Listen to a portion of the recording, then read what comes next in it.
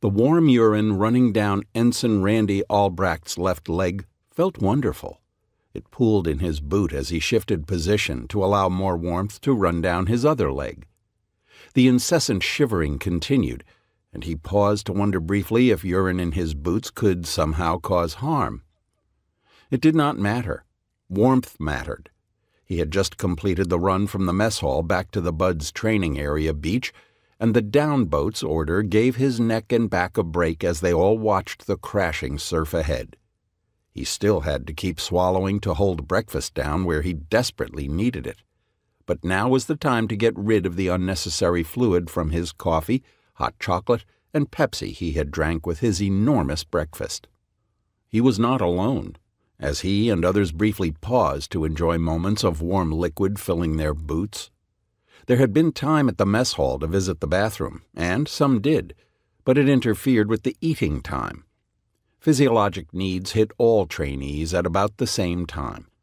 Little did they know, as they used their internal warmth to ease icy skin discomfort, they were also sacrificing stored body heat. Their core body temperatures were dropping. Without constant movement and calories, hypothermia would take over, and brain functions would worsen beyond its currently degraded state. Everyone would echo the thought that if drinking cobra venom would help them now, they would all gladly drink it. Ensign Albrecht was fit and confident, and he came to training originally from Iowa. He had a wrestler's body with wide shoulders and a muscularly thin waist. His black hair was thick, his beard was dark, and with his shirt off he reminded some of a gorilla. He had hair everywhere. There was no body fat visible. He was strong as an ox and had the defined muscles to prove it. He could swim well, but he had never swum with fins. The swim fins provided for training were almost identical to the fins used by the UDT frogmen in World War II. They were heavy, 2 feet long, and made of a hard brown rubber that had limited flexibility. You usually wore neoprene rubber booties on your feet to keep the thick, solid straps in the back from rubbing your Achilles tendon raw. Walking in them was almost impossible, and in the water they felt like dead weights pulling you down until you figured out how to make them an extension of your legs to propel you forward. They had duck feet printed in raised letters on the top. Using them properly would soon be a problem for Randy.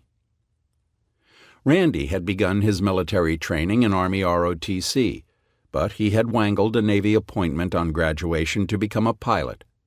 During his flight training in Pensacola, Florida, he was told he would have to fly the back seat as a flight navigator. This was not what he wanted. He had asked about other service options, and while reviewing them, he was told that the SEALs worked out a lot. As a collegiate wrestler, that sounded just fine. So, without much additional information, he requested buds. This course change brought his tanned, fit, muscular body to Coronado. He had no idea what was ahead. It was just another adventure in a life planned for adventure.